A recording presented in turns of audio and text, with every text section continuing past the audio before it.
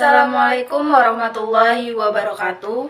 Baik, video kami ini akan membahas mengenai penggunaan sistem revenue sharing dalam sistem bagi hasil bank syariah dan penggunaan kartu syariah atau syariah card dalam pengaplikasian maslahah mursalah.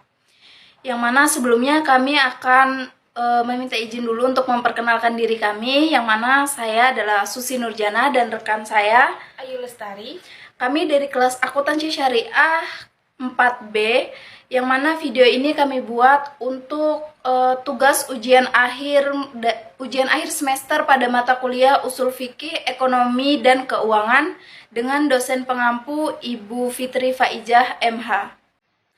Baik, di sini kami akan melakukan tanya jawab terkait dengan judul yang sudah saya bacakan sebelumnya tadi. Baik, mengenai judul yang tadi, saya akan menanyakan terlebih dahulu. Menurut pendapat Anda, apa sih pengertian dari maslahah mursalah itu? Baik, menurut pendapat saya, pengertian maslahah mursalah itu sendiri adalah sebuah keputusan penetapan hukum berdasarkan kepentingan umum terhadap suatu persoalan yang tidak ada ketetapan hukum dalam syara. Nah, kemudian menurut Anda, sistem revenue sharing dalam sistem bagi hasil bank syariah itu apa sih? Sistem revenue sharing yaitu sistem bagi hasil yang dihitung dari total pendapatan pengelolaan dana tanpa dikurangi dengan biaya pengelolaan dana. Lebih jelasnya, revenue sharing dalam arti perbankan adalah perhitungan bagi hasil yang didasarkan kepada total seluruh pendapatan yang diterima sebelum dikurangi dengan biaya-biaya yang telah dikeluarkan untuk memperoleh pendapatan tersebut. Nah, untuk pertanyaan saya yang selanjutnya nih, pada sistem revenue sharing, pendapatan bank yang akan dibagikan itu dihitung berdasarkan apa sih? Nah, sistem revenue sharing berlaku pada pendapatan bank yang akan dibagikan dihitung berdasarkan pendapatan kotor atau gross sales yang digunakan dalam menghitung bagi hasil untuk produk pendanaan bank. Penerapan revenue sharing pada bank syariah merupakan salah satu aplikasi dari dalil maslahah mursalah. Untuk pertanyaan saya yang terakhir nih, apakah ada fatwa dan kaidah maslahah yang dapat kita lihat dari permasalahan tersebut? Tentu saja ada, yang mana hal ini dapat kita lihat dari Fatwa Dewan Syariah Nasional nomor 15 DSN MUI 9 tahun 2000 tentang prinsip distribusi hasil usaha dalam lembaga keuangan syariah. Di dalam fatwa tersebut terdapat beberapa kaidah maslahah yang digunakan. Di antaranya itu ada kaidah yang berbunyi di mana terdapat kemaslahatan, di sana terdapat hukum Allah.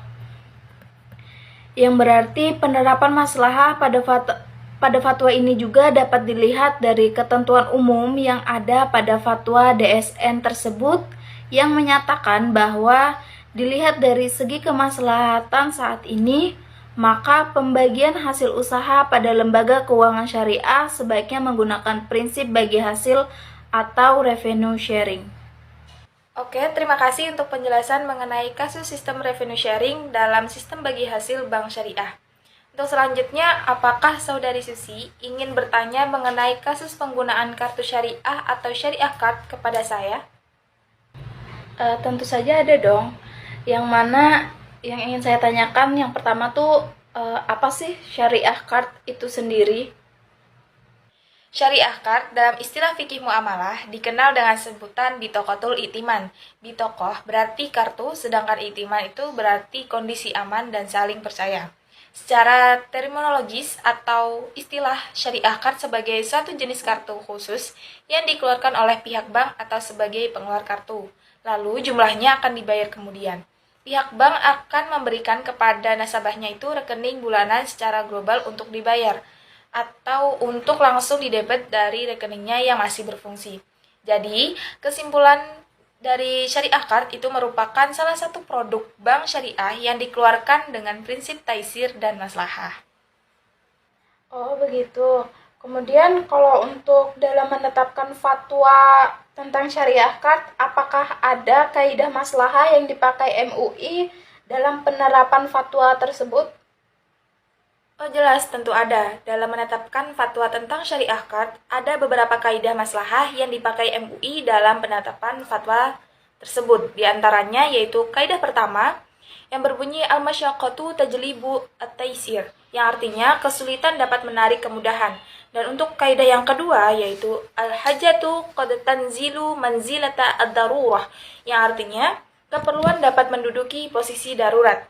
Dan untuk kaidah yang ketiga yaitu darul mafasidi muqaddamun ala jalbil masolih, yang artinya menghindarkan kerusakan atau kerugian harus didahulukan atau diprioritaskan atas mendatangkan kemaslahatan. Nah, berdasarkan kaidah-kaidah yang digunakan dapat disimpulkan bahwa syariah card merupakan kartu yang dikeluarkan berdasarkan dalil maslahah mursalah. Akad yang digunakan pada produk syariah card ini yaitu kafalah, qard, dan ijarah. Nah, dengan penggunaan kart syariah ini, apakah ada manfaat yang diperoleh oleh nasabah, bank, dan pengusaha?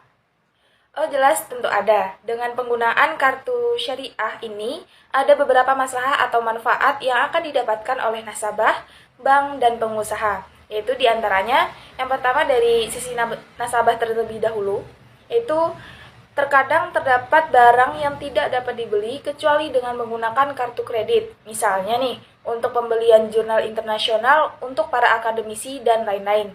Yang kedua, syariah card lebih efisien dan diterima di banyak negara, seperti tidak perlu repot-repot membawa uang cash dalam jumlah yang banyak karena memiliki resiko. Pemegang kartu cukup hanya membawa kartu plastik yang berukuran kecil. Selain itu, keefisiennya lebih terlihat lagi apabila sedang berpergian ke luar negeri karena pemegang kartu tidak perlu menghabiskan waktu yang banyak untuk menukarkan uang. Dan manfaat yang selanjutnya, kemudahan dan kepraktisan dalam transaksi karena tidak perlu membawa uang tunai dalam jumlah besar, atau secara sederhana disebut memudahkan sistem pembayaran terutama dengan menggunakan syariah card dalam segala aktivitasnya.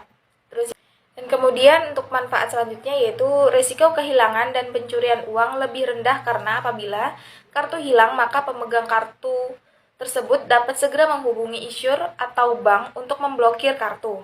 Kartu yang telah terblokir tersebut tidak dapat dipergunakan lagi sebagai alat untuk pembayaran pada merchant atau pengusaha. Yang selanjutnya, keamanan. Memberikan keamanan dalam melakukan transaksi pembayaran dimanapun berada. Apabila menggunakan uang cash, maka risiko tersebut terhadap transaksi pembayaran semakin besar, apalagi menggunakan uang cash dalam jumlah yang banyak. Dan untuk manfaat dari sisi issuer atau bank, yaitu diantaranya, yang pertama nih, kenyamanan usaha, yaitu bank merasa nyaman dan dalam melaksanakan transaksi sistem syariah card. Yang kedua, keamanan karena syariah card mengamankan transaksi keuangan.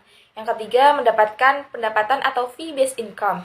Pendapatan berupa iuran tahunan dan uang pangkal yang dikenakan pada pemegang kartu. Mungkin masih banyak lagi manfaat yang lainnya dari sisi bank. Kemudian ada manfaat dari sisi pengusaha, yaitu diantaranya kenyamanan usaha karena dengan menggunakan syariah card tidak perlu menggunakan uang dalam jumlah banyak yang memiliki risiko relatif lebih besar. Terus yang kedua, keamanan aset karena syariah card mengamankan transaksi pembelian barang atau jasa. Selain itu, memberikan keamanan yang lebih terjamin karena merchant atau pengusaha tidak menyimpan uang tunai hasil penjualan. Yang ketiga, efisien dan praktis dalam menerima pembayaran dan memudahkan pembukuan. Yang selanjutnya, atau yang terakhir, dijuluki sebagai pengusaha yang fair dan jujur karena sulit bagi pengusaha untuk memanipulasi terhadap transaksi yang dilakukan karena telah tersistem dengan baik.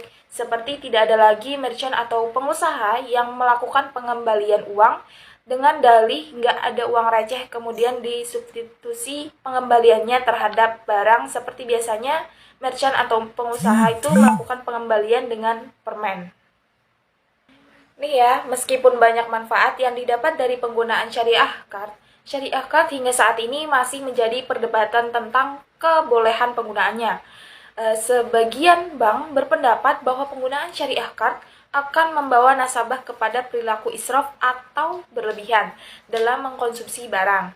Sehingga saat ini hanya ada 2 bank yang menggunakan syariah card sebagai salah satu produknya, yaitu Bank BNI Syariah dan HSBC Syariah.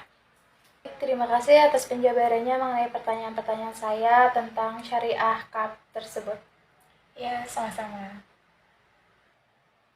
Baik, di sini kami akan memberikan kesimpulan dari kedua permasalahan yang kami bahas sebelumnya. Yang mana yang pertama kesimpulannya adalah di mana maslahah mursalah pada saat ini telah banyak digunakan oleh lembaga keuangan syariah dalam mengeluarkan suatu produk.